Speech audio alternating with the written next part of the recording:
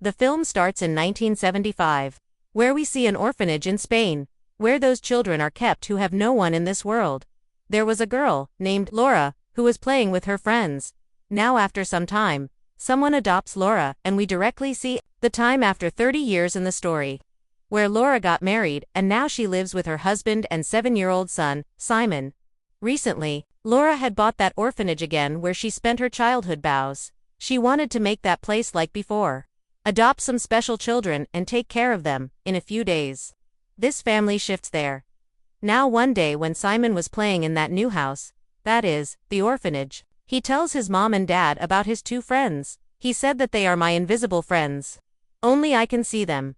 Now his mom and dad thought that since he is a child, he must have made friends in his imagination. So they ignored Simon's words. The next day, Laura shows Simon a cave on the shore of the sea. Now Simon goes inside to check it out, while Laura stands outside and waits for him.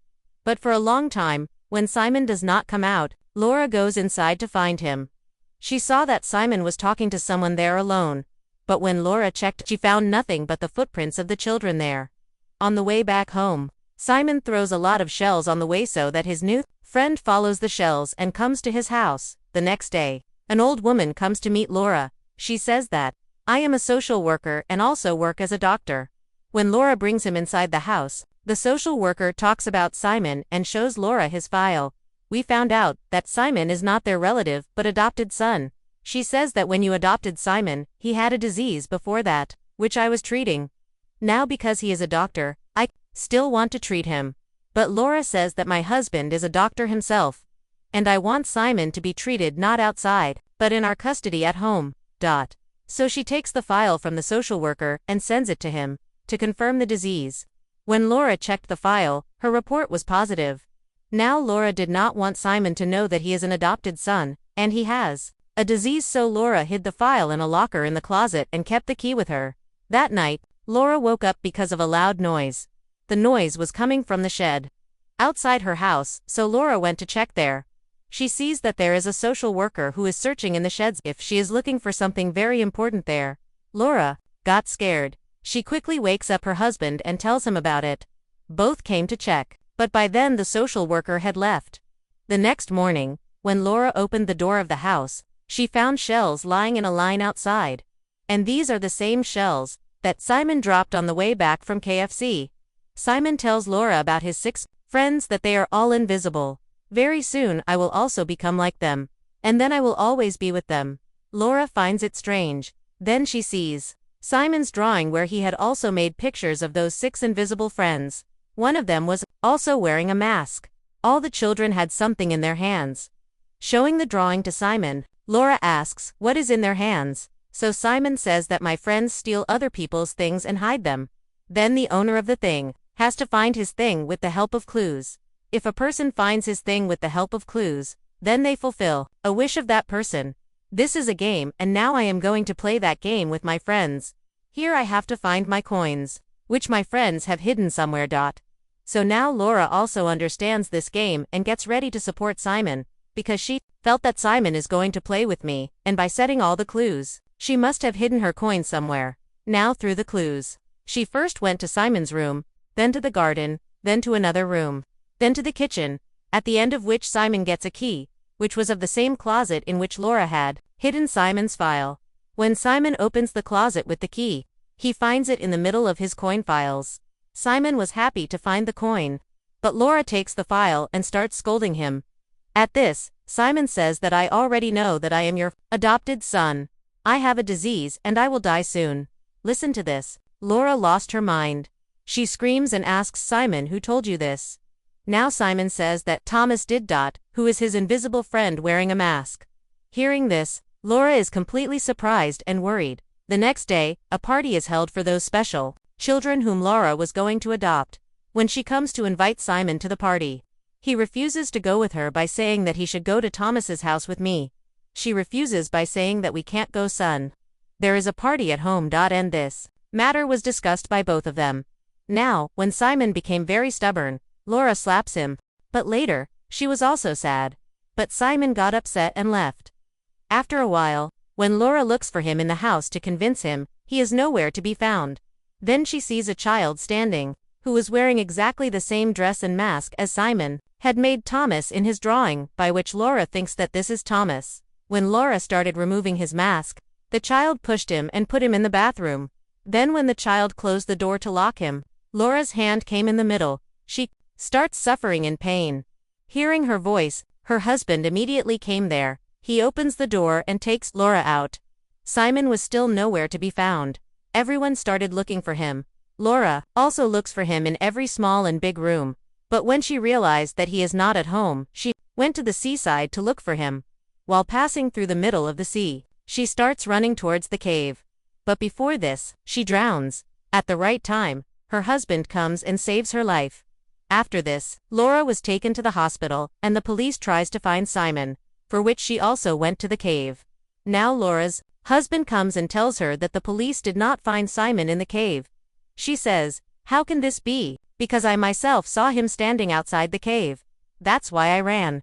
Hearing this, the police doctor standing nearby says that this is just Laura's illusion. She also said that it is possible that some of your relatives or acquaintances have kidnapped Simon. Hearing this, Laura and her husband thought of her as a social worker. Now Laura tells the police doctor that she came to my house to talk about Simon. One night she also came into the house and was limping in the shed. But hearing this, the police doctor said that, how can this be? Because there is no social worker by this name. But because Laura really met him. So she started feeling that she has kidnapped Simon, and she was sure that my son would be found near him. Now because Laura's leg was injured, she had to use a wheelchair. Seeing this, her husband tries to handle Laura. He starts comforting her. Then he takes off his chain and gives it to Laura, saying that you wear it, and when Simon is found, I will take it back from you. Now when Laura was sleeping, in the middle of the night, she woke up with a loud voice. This voice was coming from near Simon's room. That's why Laura went to check there immediately. She saw a doll lying on Simon's bed. Now the scene shifts from here, and comes after 6 months. And because the police had not been able to find Simon yet, that's why both of them had lost hope that they would ever find Simon. But one day when they were going somewhere, they saw a social worker was crossing the road and she was holding the baby carriage. Seeing that, both of them had a hope that Simon would definitely be with her, and today our son will be found. Laura calls him to talk to him, but then a bus comes and takes away the social worker. Seeing this, Laura started screaming and screaming. She ran away crying and went near the baby carriage, where she found another doll, which looked exactly like Thomas, with a mask. Now when Laura went to check the social worker, her husband tells her that she is dead. Now after this incident, the police doctor brings some pictures and reels from the social worker's house so that she can investigate. And it turns out that the social worker used to work in the same orphanage where Laura used to live as a child. But the house where she is living now, she was telling all these things to Laura. Then she says that there was also a son of the social worker, Thomas.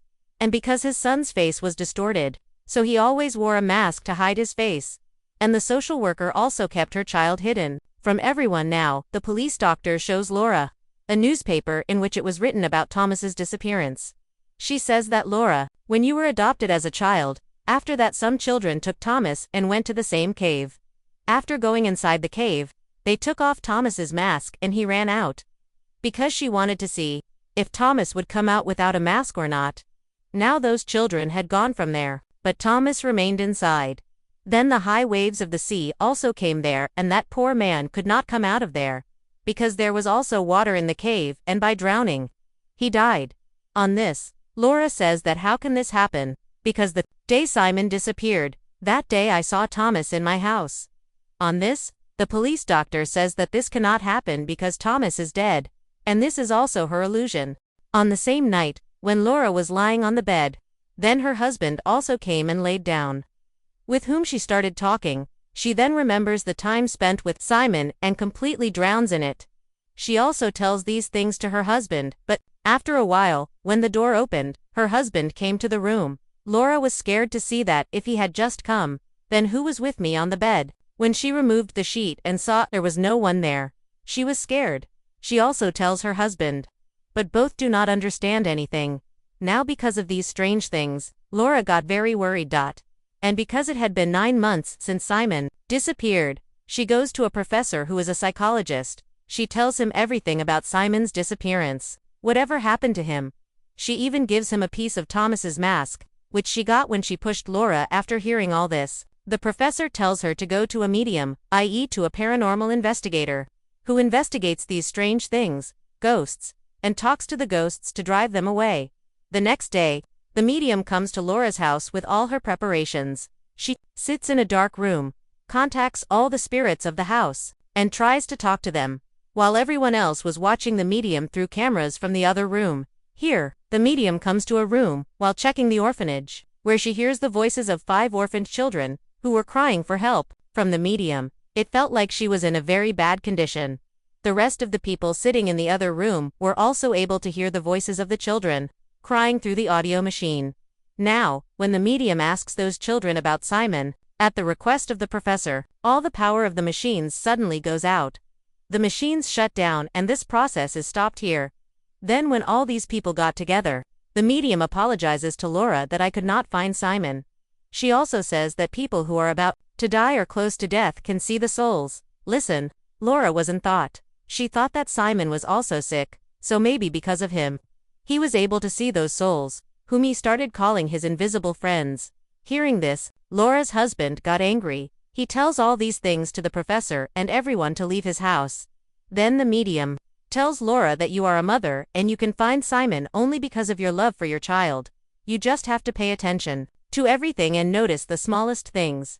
Now Laura comes back to the same room where the medium heard the voices of the children crying.